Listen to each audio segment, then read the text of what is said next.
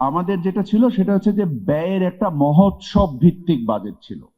মানে আমাদের বাজেটটাই করা হতো ব্যয়ের মহোৎসব করার জন্য। আমরা কিন্তু আমাদের অন্তর্বর্তীকালীন সরকারের উদ্দেশ্য বাস্তবতার ভিত্তিতে একটা বাজেট তৈরি করা এবং আমাদের ন্যায় প্রতিষ্ঠা করা এবং ব্যয় ভিত্তিক না, আমাদের লক্ষ্য ভিত্তিক একটা বাজেট তৈরি করা।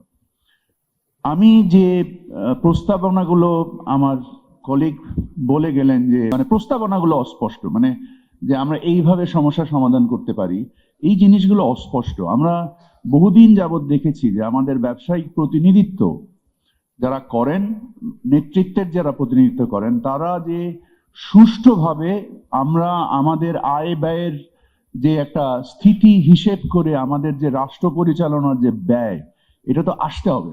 এবং আমাদের যে ট্যাক্স যদি আমরা রিয়েলাইজ না করতে পারি, তাহলে আমরা একটা শক্ত রাষ্ট্র গঠন করতে পারবো না, আমাদের সরকার দুর্বল থাকবে এবং এটা ডেফিনেটলি নাগরিক হিসেবে আমাদের কাম্য হতে পারে না।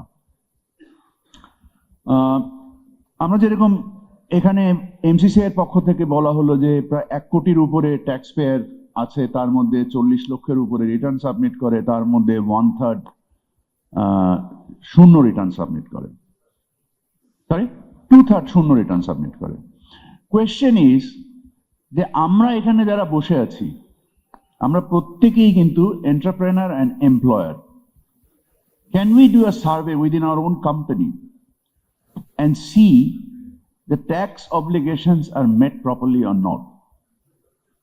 Because আমরা এই দায়টা সরকারের উপরে চাপানো তো খুবই সহজ। Why can't we reflect back and look at ourselves at the mirror and see, are we meeting our obligations right or wrong? Can we, আমরা এখানে যারা বসে আছি, আমরা কি এই দায়টা একটু নিতে পারি যে আমাদের নিজস্ব প্রতিষ্ঠানে যে দায়টা, যে আমরা ক্রিটিসাইজ করছি গভর্নমেন্টকে যে 1 কোটির রিটার্ন দিচ্ছে, 40 লক্ষের মধ্যে 2/3 শূন্য রিটার্ন দিচ্ছে, তার মানে হচ্ছে আমরা এখানে যারা বসে আছে আমাদের প্রত্যেকেরই এই সমস্যার মধ্যে আমরা মানে এই সমস্যার সৃষ্টির কারণ।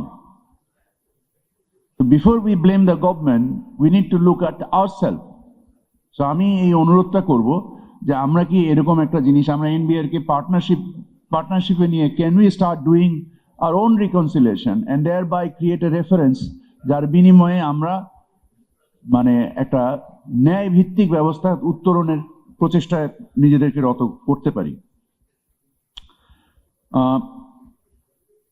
আমরা যে জিনিসটা দেখতে পাচ্ছি যে আমরা সকলেই সকল ধরনের এক্সাম্পশন চাচ্ছি। আমাদের একটা নির্দিষ্ট পরিমাণ সরকার পরিচালনার জন্য এবং দেশের রাষ্ট্রের উন্নয়ন ব্যয়ের জন্য একটা নির্দিষ্ট পরিমাণ অর্থের দরকার আছে এবং আমরা প্রতি বছরই দেখছি যে এনবিআর কে অতিরিক্ত রাজস্ব আদায়ের দায় দেওয়া হচ্ছে।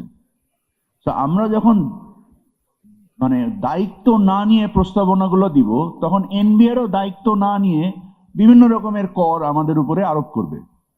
আমি মনে করি যে আমাদের রেসপন্সিবিলিটি হচ্ছে একটা কালেকটিভ ফোরাম তৈরি করা এবং দিস ইজ দ্য ফোরাম। এবং এখানে ব্যবসায়িক নেতৃবৃন্দরা যারা প্রস্তাব আকারে নিয়ে আসবেন, আমি তাদেরকে অনুরোধ করব যে এরকম ঢাউস সাইজের প্রস্তাব না নিয়ে এসে দায়িত্বশীলতার সাথে এঙ্গেজ হওয়া।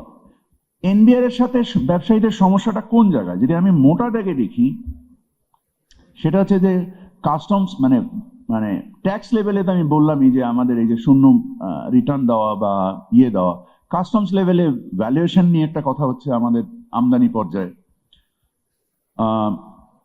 রিফান্ড আমাদের সেটা এটি বা এআইটি রিফান্ড ইস্যু হতে পারে, আমাদের বন্ড রিলেটেড ইস্যু যে বন্ডের কারণে আমাদের স্থানীয় শিল্প ক্ষতিগ্রস্ত হচ্ছে মারাত্মকভাবে, অ্যাট দ্য সেম টাইম আমাদের বন্ড রপ্তানি সহায়ক ভূমিকা পালন করছে। So এই যে একটা paradoxical situation, how do we actually address it? Because we need to find that maturity within ourselves and find those mitigants. আমরা আমাদের ওই নিরাময়গুলো খুঁজতে হবে নিজস্ব দায় এবং এটা সমন্বিতভাবে করতে হবে। এবং আমরা যদি দেখি যে আমাদের ভ্যালুয়েশনের যে অ্যাসেসমেন্টের কথা বললাম, বন্ডের যে বললাম, ডিসপিউট সেটেলমেন্টের ক্ষেত্রে আমরা দেখতে পাই যে আমাদের একটা অনিশ্চয়তা কাজ করে এবং একটা মিসট্রাস্ট কাজ করে between the tax payer and the tax receiver. এই যে ডিস্ট্রাস্ট কাজ করে, আমরা অ্যাজ অ্যান অ্যাসোসিয়েশন আমরা কি খাত ভিত্তিক কোনো ব্যবস্থা নিতে পারি না? আমরা আমার কলিগ বিডা চেয়ারম্যান বলে গেলেন যে মার্কেট শেয়ার এবং ট্যাক্স শেয়ার কোলাবোরেট করছে না আমাদের অনেকের ক্ষেত্রেই। আমরা কেন? কারণ যদি আমরা একটা ন্যায় ভিত্তিক ব্যবস্থা প্রতিষ্ঠা করতে পারি, একটা যদি লেভেল প্লেইং ফিল্ড আমরা প্রতিষ্ঠা করতে পারি, আমি নিশ্চিত যেটা সকলের জন্য, সামগ্রিকভাবে দেশের জন্য, ব্যবসার জন্য। কারণ আমরা দেখেছি যে ফ্যাসিস্ট আমলে কিভাবে ক্রোনিস তৈরি হয়েছে এবং কিভাবে অর্থনীতির মানে একটা এই যে ৯/৬ একটা প্রস্তাব আসলো, আমরা দেখেছি ৯/৬ দেশের অর্থনীতির কি পরিমাণ ক্ষতি করেছে। এবং এই যে ব্যয়ের মহোৎসব করে আমরা এখনো মন্ত্রণালয়ে বসে দেখতে পাই যে বিভিন্ন অপ্রয়োজনীয় প্রকল্পে যেন মনে হয় যে মানে ব্যয় করাটা একটা মানে একটা ঈদ পালন করা আর কি, মানে এমন ভাবে ব্যয় সৃষ্টি করা হয়েছে যে যার কোনো প্রয়োজনই নাই। সেটা in every ministry that I work for, it is unreasonable. তো আমার কথা হচ্ছে যে আমরা দায়িত্বশীলতা